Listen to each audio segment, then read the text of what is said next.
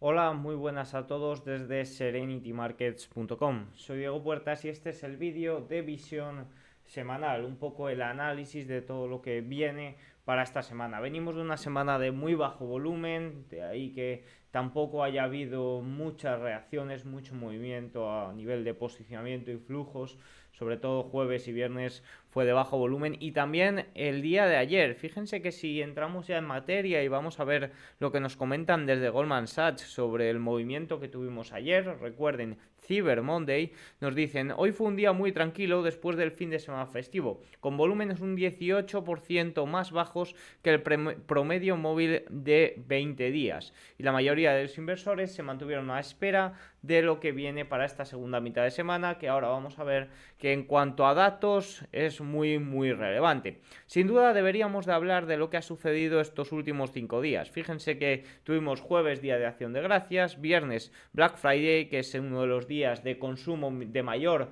consumo minorista, luego el fin de semana, y ayer lunes Cyber Monday, que también suele ser un día de bastante consumo minorista. En conjunto, estos 5 días están marcados en el calendario como tal. Si miramos un poco datos de cómo han ido, números de cómo han ido estos días, en principio simplemente manejamos datos de Black Friday, ya irán saliendo datos durante el día de hoy y mañana sobre lo que fue el conjunto de los 5 días y el Cyber Monday. Vemos cómo está un poco en línea de lo esperado, un aumento del 3-4% en general y un 7 al 9% en el consumo en línea. Sí que es cierto que no nos especifican si a esto hay que descontarle la inflación o no, porque en caso, yo supongo, de momento no lo han especificado, pero supongo que estará ya descontado la inflación. Si no, no tiene ningún sentido con la inflación tan alta que hemos tenido. Un consumo de un 7% superior, al final se queda en un consumo superior descontando la inflación muy pequeño. Pero según Adobe se produjo un aumento del 7,5% en el Black Friday y se estima que terminará en el más 5%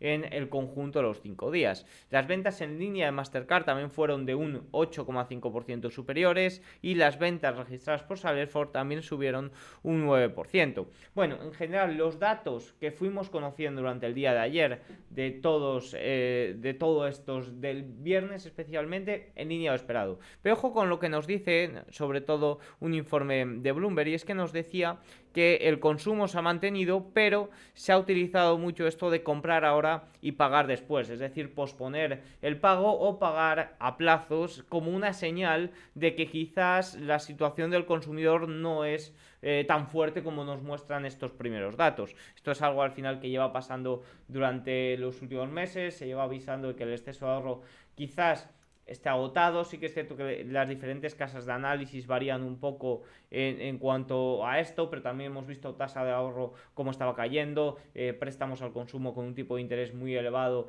prácticamente insostenible. Entonces, bueno, pues pensar que el consumidor estadounidense dopado se está aprovechando de estas medidas, que si encima llevan poco o nada de interés, pues es algo normal, y que quizás ha maquillado mucho los datos de Black Friday, que como digo, conoceremos más datos sobre el conjunto de los 5 días próximamente. Si nos vamos ya a los datos, o pocos datos que tuvimos durante la semana pasada, y datos también que tuvimos, empezamos a tener en el día de ayer lunes, hemos tenido datos económicos muy débiles. Tuvimos ayer dato de venta de viviendas nuevas muy débil, incluso con caídas del precio. También tuvimos producción manufacturera de Texas, que continuó con esta tendencia de débiles datos económicos, y eso lo que está haciendo es que las condiciones financieras sigan relajándose, sigan cayendo, ya anulando por completo prácticamente la subida de los meses de septiembre y octubre, prácticamente pues eso, al completo. Sí que es cierto que estos débiles datos económicos siguen ayudando de cara a que las casas de análisis y las probabilidades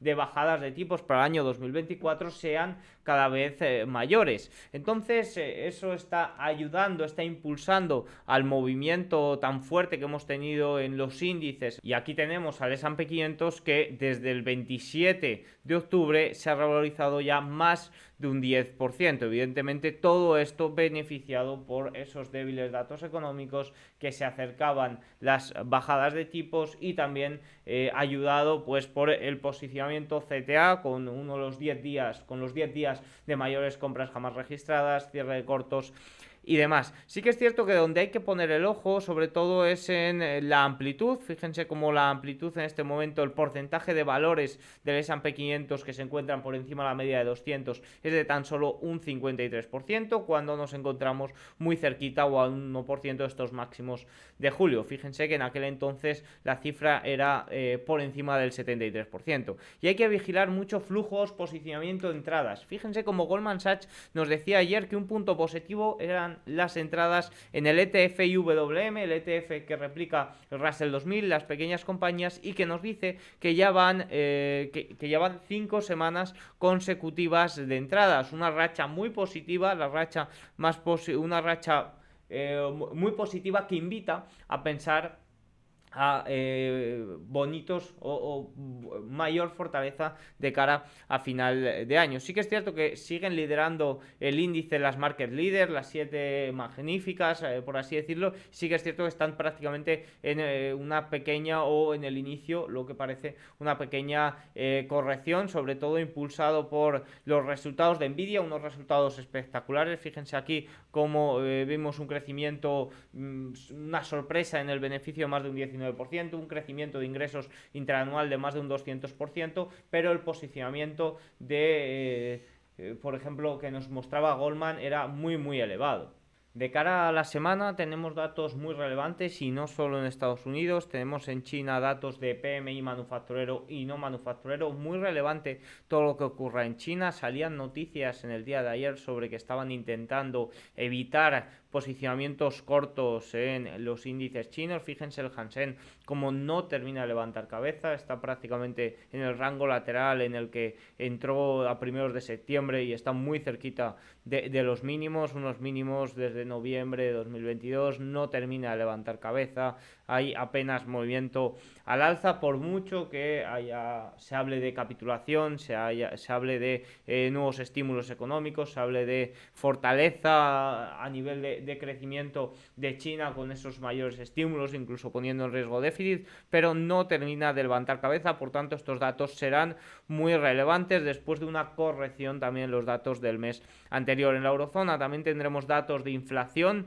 para el jueves, y se espera un dato del 2,7% respecto al 2,9% del mes anterior. Se espera una caída. Ya comentó Lagarde ayer que la recesión para el cuarto trimestre en la eurozona debería de esperarse, una recesión técnica de cara al cuarto trimestre del año, y la inflación se está desinflando a ese mismo ritmo. Si nos vamos a Estados Unidos, vemos como tenemos datos muy importantes, sobre todo de cara a mañana miércoles y jueves, con ese dato de Producto Interior Bruto del tercer trimestre, la segunda lectura. Se espera un dato muy fuerte, recordemos que la primera lectura fue de un 4,9%, se espera un dato similar, un dato de un 4,9, 5%, pero recordemos que esto hace referencia al tercer trimestre, y que los datos del primer mes que estamos viendo de cara al cuarto trimestre del año son muy débiles. También tendremos un dato de PCE que se espera, según el consenso, un 0,2% intermensual. Fíjense como Timiraos nos dice que se espera un 0,17%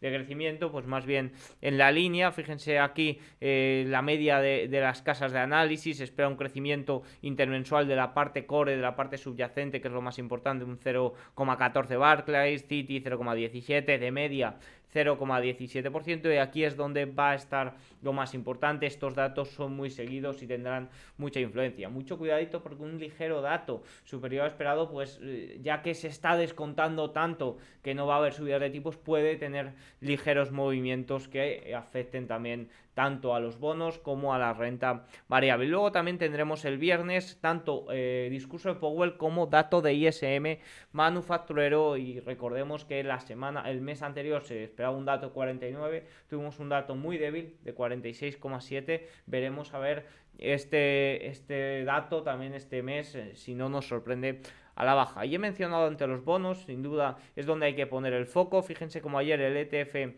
TLT, de referencia a los bonos del Tesoro americano a 20 años, subía por encima de los 91, un nivel marcado por VS y por diferentes casas de análisis, el 91-92 como primer nivel de fortaleza y se veía beneficiado por las subastas. Sí que es cierto, las subastas a 5 años, una subasta que se colocó bastante bien o bastante mejor de lo que se esperaba. Sí que es cierto que las subastas era algo que antes no se miraba y últimamente está cogiendo una importancia manifiesta también porque las emisiones van cada vez a más, cada vez hay más subastas y la colocación de estas pues la verdad que tiene una importancia manifiesta en el movimiento de los bonos y en el movimiento también de los rendimientos que afecta evidentemente a la renta variable. Por tanto, esta es un poco la visión semanal de cara a todo lo que tenemos por delante para este mes. Vídeo cortito, espero que les haya gustado. Chao.